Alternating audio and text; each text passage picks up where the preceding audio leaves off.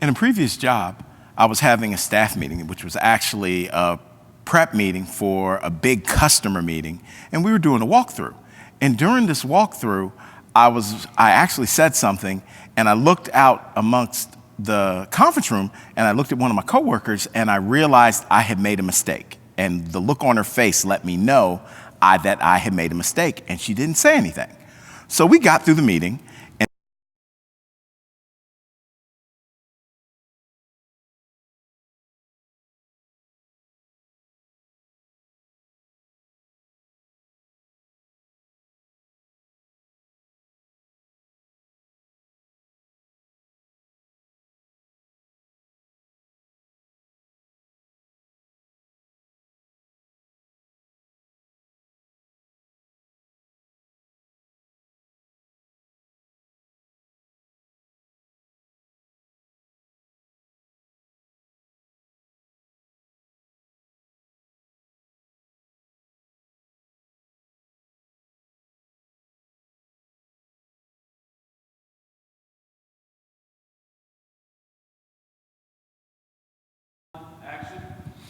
In a previous job I had, we were doing a prep meeting for a big customer meeting, and I was working with my staff, and as we were talking about the deliverables for the meeting, I said something.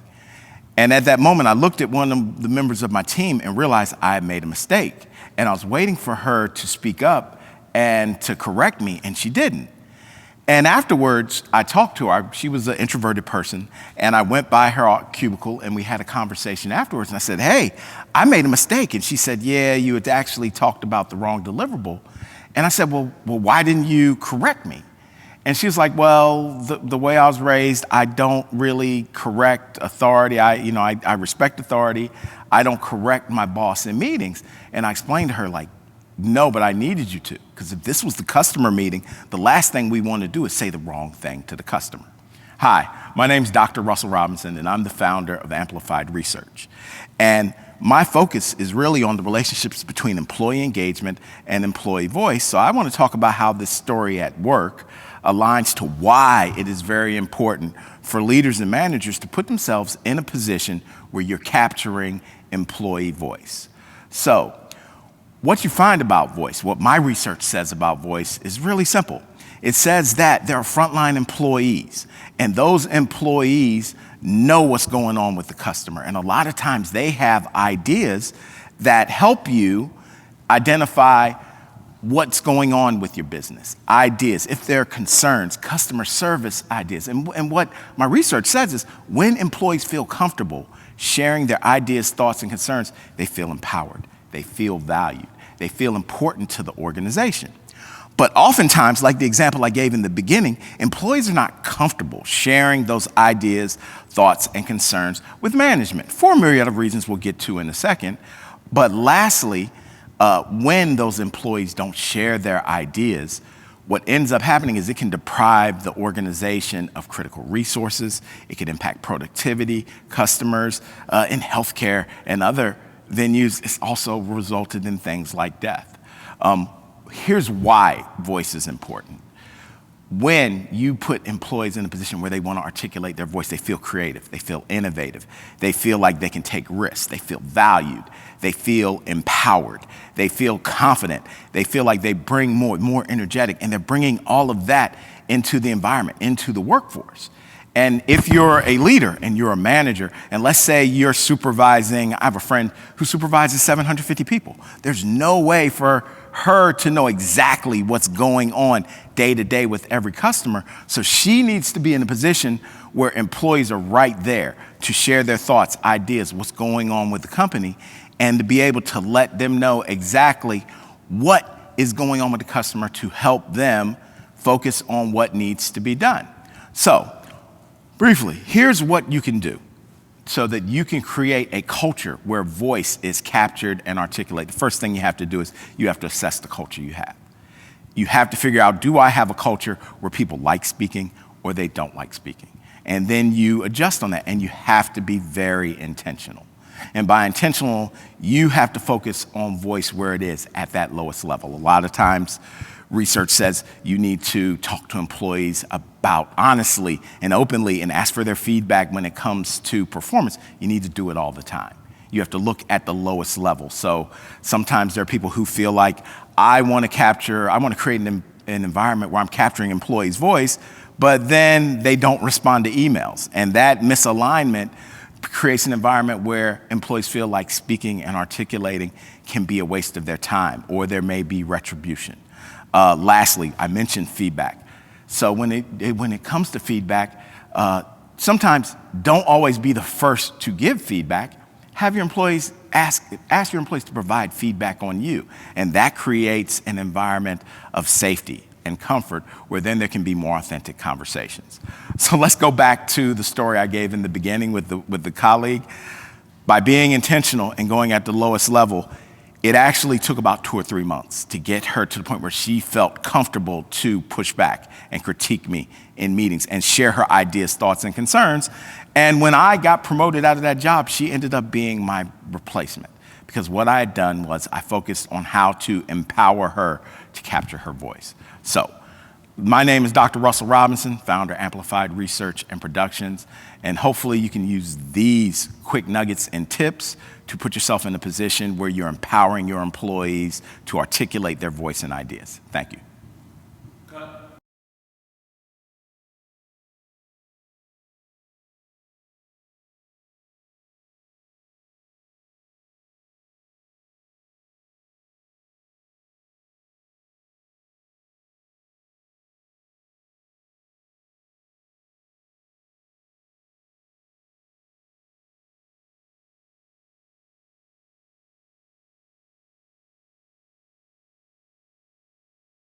When you say ending,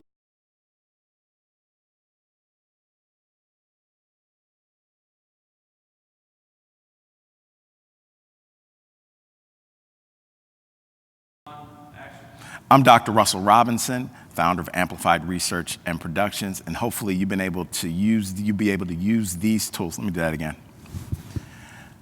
This is Dr. Russell Robinson, founder of Amplified Research and Consulting, and hopefully you'll be able to use these ideas to empower your employees to articulate their voice and ideas and concerns about organizational ideas and thoughts.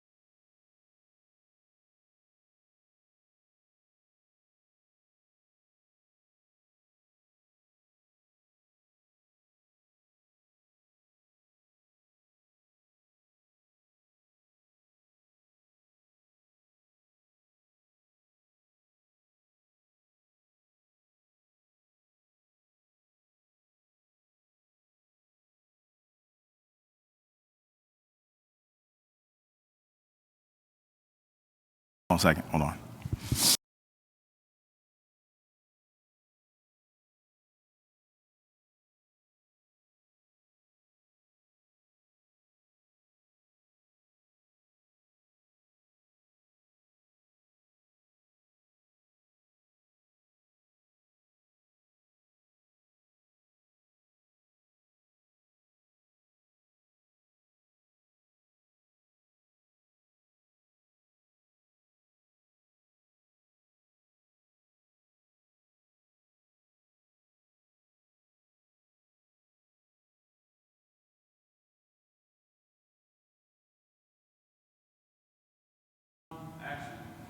In a previous job, I was having a staff meeting, which was actually a prep run for a big customer meeting. And as I was talking, I said something about a customer deliverable, and I looked down at one of my, no, I don't like that. I can just keep rolling. Just start over again? Okay. 3, 2, 1. We were having a staff meeting at a previous job I had, and we were preparing for, hold on, I'll get it. 1, 2, 3, 5, think about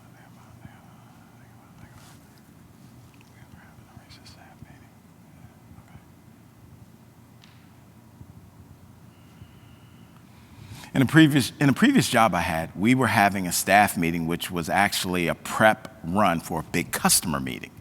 And during this meeting, I was talking about one of the deliverables, and I said something, and I looked at that moment at one of the members of my team, and just by the look on her face, I realized I had said something wrong.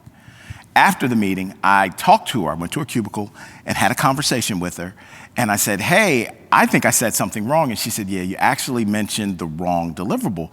And I said, well, why didn't you correct me? And she talked about that she was raised to respect authority, and she didn't feel comfortable correcting me in meetings. And I explained to her, well, this was an internal meeting, but if this was a meeting with the customer, we can't come off as not knowing what we're talking about or being incorrect. Hi, I'm Dr. Russell Robinson. I'm the founder of Amplified Research and Productions. My research focuses on employee engagement and employee voice, and I want to talk about how this situation at my job plays a role in why it's important to empower your employees to be able to articulate their ideas, thoughts, and concerns and communicate those to management.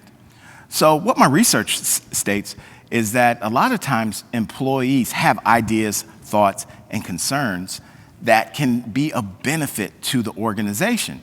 But much like my member of my team in the example I gave, employees don't feel comfortable sharing their thoughts and ideas with leadership. And what ends up happening is when they do not articulate those ideas, they end up depriving the organization of vital information that can impact productivity, customer relationship management, organizational brand, and that it's very critical to help it's very important to create an environment where employees feel comfortable articulating their ideas, their thoughts, and concerns.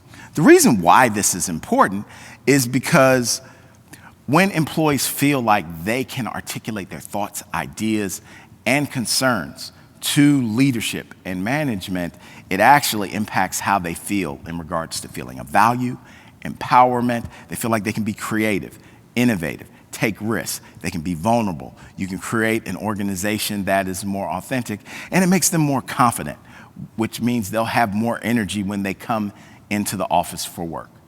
So, and these factors will have an impact on the organization's bottom line, productivity, customer relationship, the organizational brand.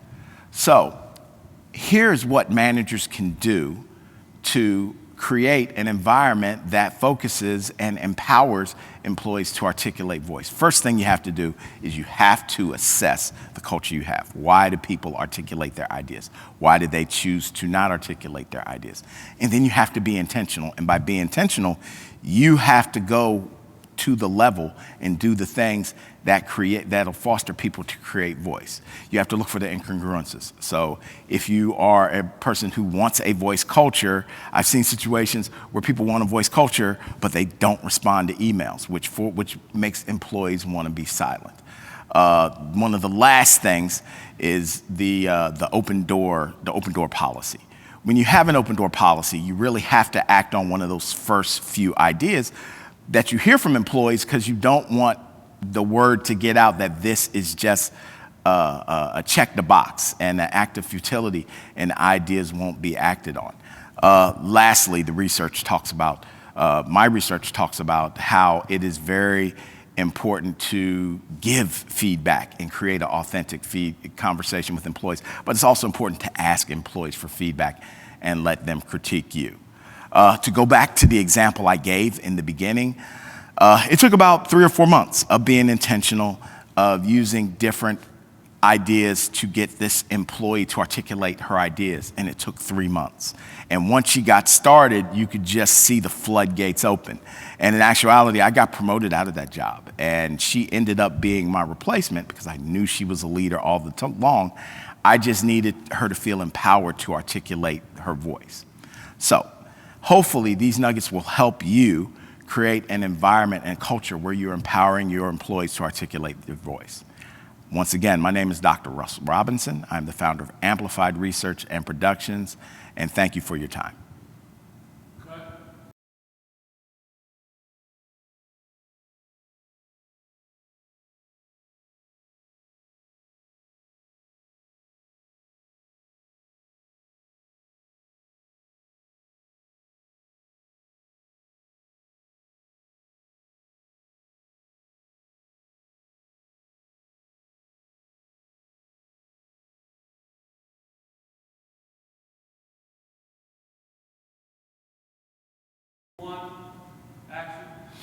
Hi, this is Dr. Russell Robinson. I'm the founder of Amplified Research and Productions. And briefly, I want to give you a quick snapshot on employee voice. So there are 3 real definitions for employee voice, and I'm going to give you these definitions very quickly, and then in a later conversation or podcast, we'll go into greater detail. So employee voice really goes back to Adam Smith, Machiavelli. It goes back over centuries, and it comes up throughout time, through the Industrial Revolution, through Frederick Taylor, to where we are now, which is the advent of employee engagement 2.0 and 3.0. But there are 3 basic types of employee voice and silence that I would like to talk about. The first one is the organizational behavior mindset. And that's really the field where I play a lot, and that focuses on employee voice represents employees' articulations of ideas, thoughts, and concerns to help. Now, I need to stay behind this. Okay. So there are 3 basic definitions of employee engagement that I use, that are in use, and I'm going to give you a brief definition of start that again.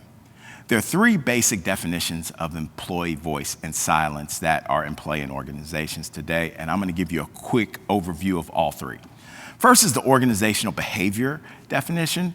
In this scenario, employee voice is defined as an employee's thoughts, ideas, and concerns to improve the organization. And the goal of these thoughts, ideas, and concerns is the betterment of the organization, to impact profit, the organizational brand, customer service relationship.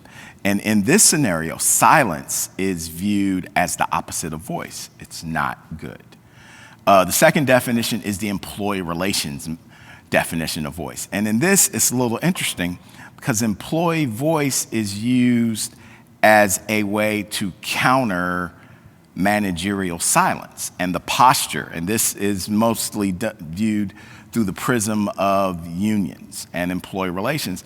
And the focus there is that in the end, organizations really don't want to hear from their employees. So they want to adopt a natural position of silence. And employee voice from that standpoint helps to break down that silence and get the employees' thoughts and ideas heard. The last aspect is the diversity and inclusion definition of employee voice and silence. And in that scenario, employee voice is used to fight oppression and break down the status quo within an organization. And sometimes voice is a good thing, sometimes silence is a good thing. Through the concepts of tempered radicalism, sometimes employee silence is the way and that employee can help to affect change. Because in this scenario, the goal is to break down the status quo and impact change. And in that scenario, sometimes voice is the right tool, silence is the right tool. So that gives you a quick definition of the that gives you three quick definitions on employee voice and silence that we will use as a baseline for future conversations. Once again, this is Dr. Russell Robinson with Amplified Research and Consulting. Thank you.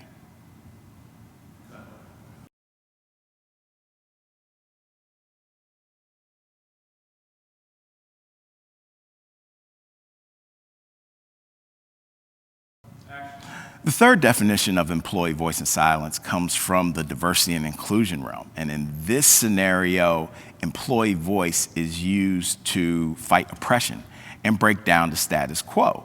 And sometimes voice is the right tool, sometimes silence is the right tool. The ultimate goal is to impact that change that breaks the status quo and fights oppression, levels the playing field. Sometimes voice is the right tool. Sometimes through the theory of tempered radicalism, sometimes silence is the right tool to build the case to articulate voice later on. So these are three brief definitions of employee voice and silence that we'll use as the baseline for future conversations. Once again, I'm Dr. Russell Robinson with Amplified Research and Consulting. Thank you.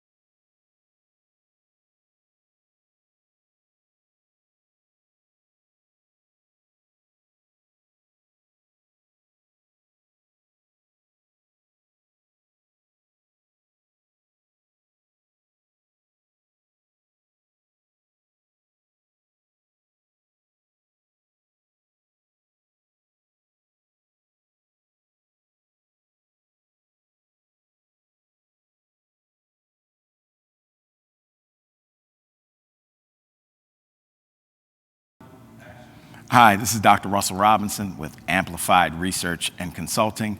And today we're going to have another quick conversation on employee voice and silence.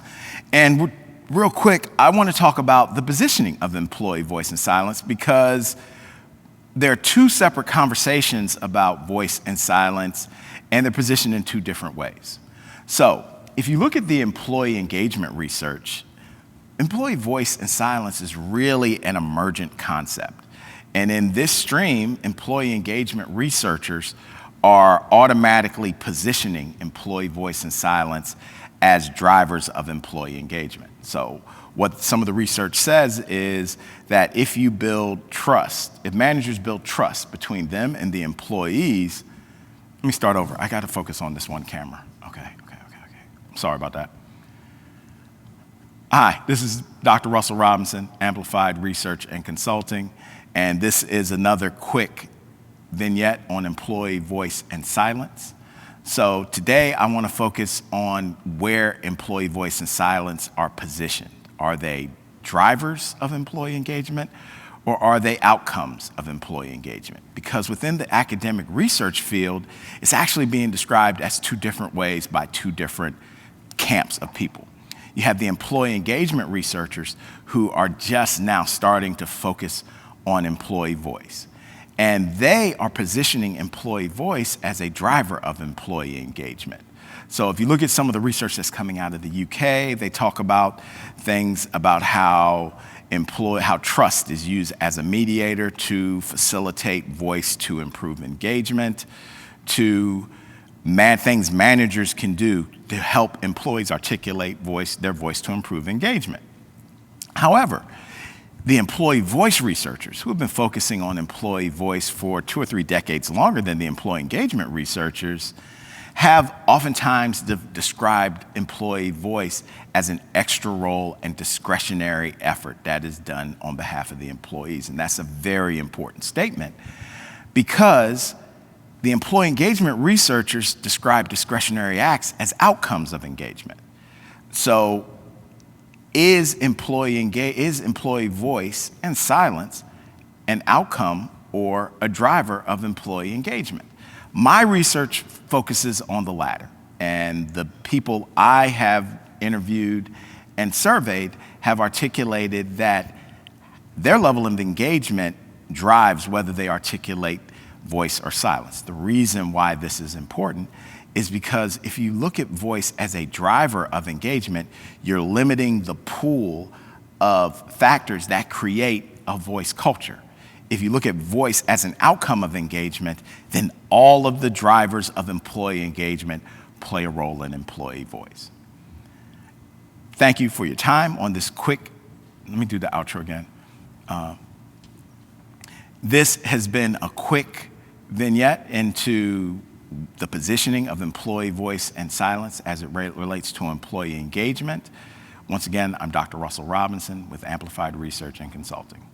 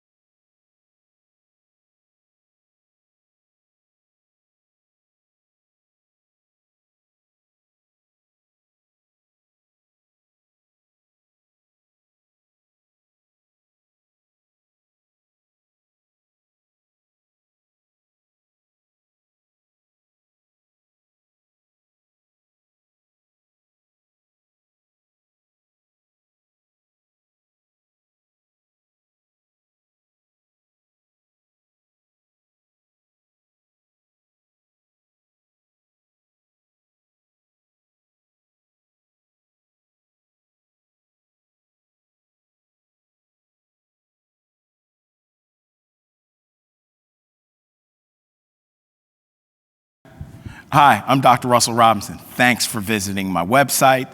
I'm excited to explore different aspects of employees' experiences with you. I think what you're going to find, what we're going to try to do at this website is really come at you from 3 different ways. We've got some research, we've got some articles that I've done. We're also going to have some podcasts. In the future, we're going to have some surveys. Our main goal is to capture different aspects of the employee experience, especially as it relates to human capital. My focus of my research is on employee engagement, employee voice, employee silence, but we'll also be focusing on some aspects like change management and talent management. Over the next few days, we've got some exciting podcasts coming up. We've got a repository right now of some articles that I've written, and we have much more content coming at you. So please come back and visit soon. Sign up to get on our mailing list. At the bottom of the website are social media links for LinkedIn, Instagram, Facebook, Twitter, and thanks again for visiting the website.